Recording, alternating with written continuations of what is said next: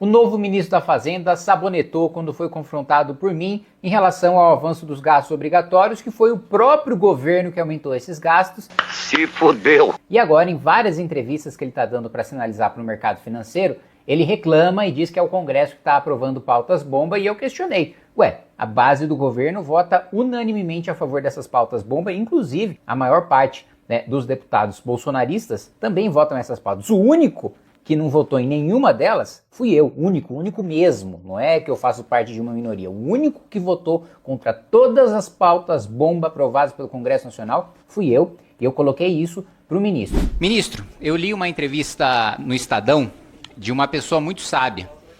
E essa pessoa disse o seguinte, abre aspas: se o gasto obrigatório continuar comprimindo o limite, chega um ponto em que você zera a despesa discricionária. Aí não precisa ter governo. Começa o ano, liga no automático, paga piso, paga previdência, política social, INSS, salário de servidor e acabou. Não tem nada mais a ser feito. Essa mesma pessoa disse: se não moderarmos a pressão das despesas obrigatórias, a gente inviabiliza o país. E eu concordei com cada palavra, 100% do que essa pessoa disse. Eu pensei, essa pessoa deveria ligar para o ministro da Fazenda. Só quem disse isso foi Vossa Excelência, o ministro da Fazenda.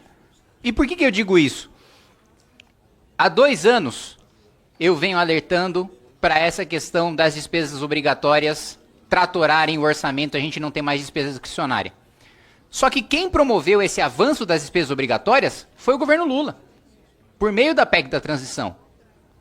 A nossa despesa está vinculada, o nosso aumento de receita nos obriga a gastar mais por causa das vinculações à receita de impostos e à receita corrente líquida que voltaram com a PEC da transição.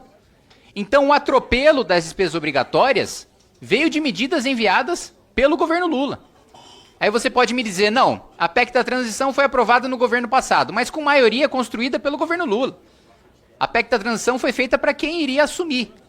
E eu estava aqui, e quem articulou a aprovação foi o governo Lula, foi o PT. Para que pudesse ter espaço fiscal no próximo ano, não baseado nem em aumento de receita, nem em corte de gasto, mas no crescimento da dívida. E existe um outro problema fundamental. Dos 200 bilhões de reais em estímulos que foram concedidos pelo governo desde o ano passado para cá, isso estimativa do Mansueto e do Samuel Pessoa, que imagino que Vossa Excelência respeite ambos, 94% ficam fora do resultado primário por causa de manobras orçamentárias, inclusive uma delas já apontada pelo Tribunal de Contas da União, de existência de orçamento paralelo, porque o governo envia para fundo privado. Essa é uma das manobras, não é a totalidade delas. Manda para um fundo privado, executa a despesa de política pública por meio desse fundo privado, e isso corre no orçamento que está fora do Orçamento Geral da União, que não tem o controle nosso do parlamento e que ocorre de maneira pouquíssimo transparente. Vossa Excelência reclamou em várias entrevistas que eu assisti e li nas últimas semanas sobre as chamadas pautas bomba aprovadas pelo Congresso Nacional. Eu estive aqui na votação de cada uma delas e eu votei contra cada uma delas. A totalidade da base do governo Lula votou a favor delas, ministro. 7, foram 7. Aposentadorias especiais, pisos, tanto em comissões como no plenário da Câmara, a base do governo Lula votou unanimemente.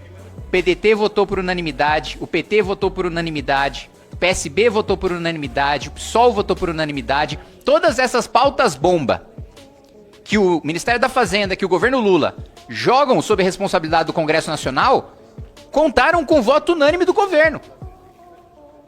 E eu sei que existe uma estratégia por parte do governo de tentar falar, não, foi o Congresso que fez. Eu sou da oposição, ministro. Eu tô acostumado a todas as semanas nessa casa perder. E por que eu perco? Porque quem tem maioria é o governo. 90% das pautas que o governo envia ou que o governo promove e apoia dentro dessa casa são aprovadas. É o governo que tem maioria. Se eu tivesse maioria, eu não era oposição, eu era o governo. Então, todas as pautas bomba que agora o governo reclama, que está exprimindo tá espremendo o espaço no orçamento, contaram com apoio unânime.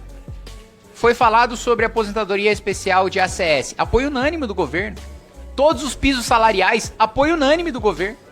Menos de 20 deputados votaram contra as pautas bomba. Eu, dentre eles. Então, do ponto de vista fiscal, eu ajudo mais o governo do que a base do governo. Eu estou mais alinhado com as entrevistas de Vossa Excelência do que a base do PT e a base do governo, que foi a favor de todas as pautas bombas. Eu tenho ajudado mais você, ministro, sem te conhecer, sem ter muito contato com Vossa Excelência, do que toda a base do governo. Então não dá para ter um discurso mais responsável e correto e ortodoxo no Ministério da Fazenda, mas no político estourar as contas públicas e fazer o inverso do que o ministro da Fazenda prega. Não dá pra gente ter essa contradição dentro do governo. A gente teve aumento nas operações, o estoque das operações de crédito subsidiado aumentou cerca de 275 bilhões desde o ano passado, cerca de 2% do PIB. O impacto da demanda agregada deve gerar um impulso de mais ou menos 1% do PIB, e a expectativa de inflação do mercado partiu de 4,1 para 5,3. Então, ministro, nós podemos viver no próximo governo, pela primeira vez, um cenário de shutdown, como Vossa Excelência descreveu na entrevista para o Estadão. Pela primeira vez a gente viveu uma coisa que acontece nos Estados Unidos, de vez em quando, mas lá, não pelo colapso orçamentário, mas porque quando não tem acordo entre o governo e o parlamento, lá tem o shutdown obrigatório. Aqui não, a gente vai viver por colapso das contas públicas. E aí, infelizmente, eu não pude rebater, porque era uma audiência pública em que eu só perguntava e o ministro só respondia, mas eu vou aqui agora rebater ponto a ponto as falas do ministro. Primeiro, os temas trazidos pelo deputado Kim Kataguiri. Eu preciso esclarecer aqui uma desinformação, que é um ou dois analistas de mercado que têm dividido. Isso é importante registrar, o deputado Kim mencionou isso. Tem os recursos primários previstos no orçamento, aprovados pelo Congresso, que esse ano nós estamos fazendo um corte de 23 bi, como eu já disse, cumprindo todas as regras fiscais. Diferente do recurso primário, você tem o recurso financeiro. Ele tem regras diferentes do recurso primário, mas ele também está previsto no orçamento e tudo passa pelo Congresso Nacional. Então, quando ele fala de um ou dois analistas, né, parece que ele está falando de gente qualquer. Não, a gente está falando de Mansueto Almeida e de Samuel Pessoa, duas das mentes mais brilhantes desse país, inclusive minhas inspirações do ponto de vista de pensamento econômico, respeitadíssimos, mais respeitados do que as informações prestadas e os discursos feitos pelo próprio governo. E quando eles denunciam que 94% de novos gastos promovidos pelo governo ficaram de fora do arcabouço fiscal, isso é verdade. O ministro está mentindo, né? Passou pelo orçamento? Sim, eu nunca disse que não tinha passado pelo orçamento, né? As pessoas sabem que o gasto foi feito? Todo mundo sabe, né? A nossa grande crítica foi fora das regras fiscais. Do limite de gastos, você está misturando o que é limite financeiro, por exemplo, a discussão do agronegócio, que é recurso financeiro, não é recurso primário, como o próprio deputado Alceu disse. Na fala do que o Kim trouxe, mas você está usando recurso financeiro para fazer gasto acima do limite do arcabouço. Não é fato, porque senão a gente não estaria nem discutindo o 5122. Não seria possível esse debate. Então é importante distinguir, e mesmo tendo naturezas distintas, as duas despesas, seja a despesa primária, seja a despesa financeira, elas entram no orçamento que é aprovado pelo Congresso, portanto não é verdade de que o Congresso não sabe, de que não acompanha. É importante que a gente deixe isso muito claro. Eu aqui queria conversar até com o deputado Kim de algumas coisas. Despesa obrigatória. De fato, a gente tem que olhar para a trajetória da despesa obrigatória.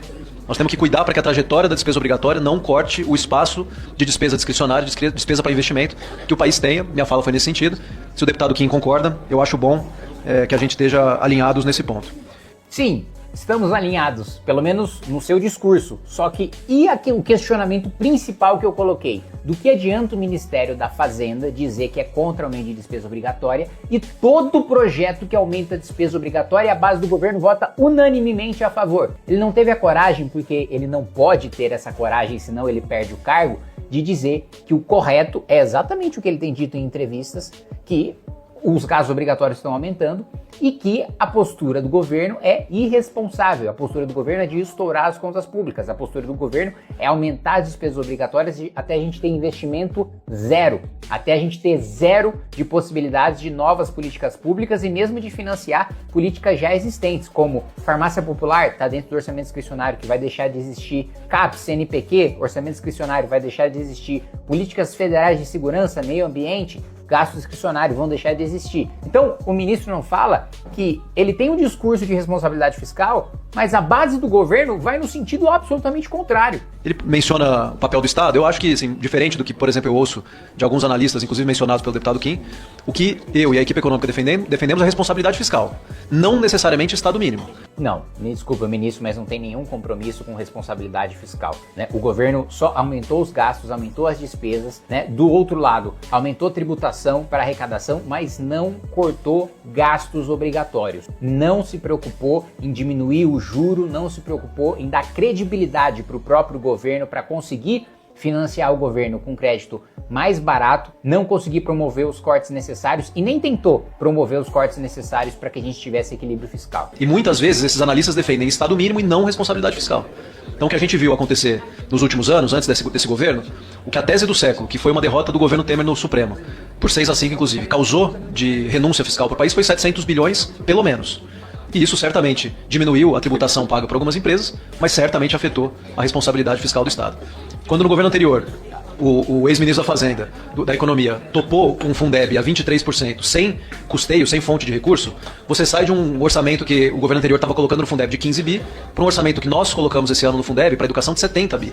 Então veja, colocamos 70 bi no orçamento em comparação com 15 bi do governo anterior, mas com fonte de recurso. Nós estamos colocando o recurso dos fundos fechados, aqueles que eu mencionei, de subvenção de CMS, de BET, para pagar a conta do Fundeb, que é uma despesa obrigatória gerada pelo governo anterior. Então é importante corrigir a informação do deputado Kim.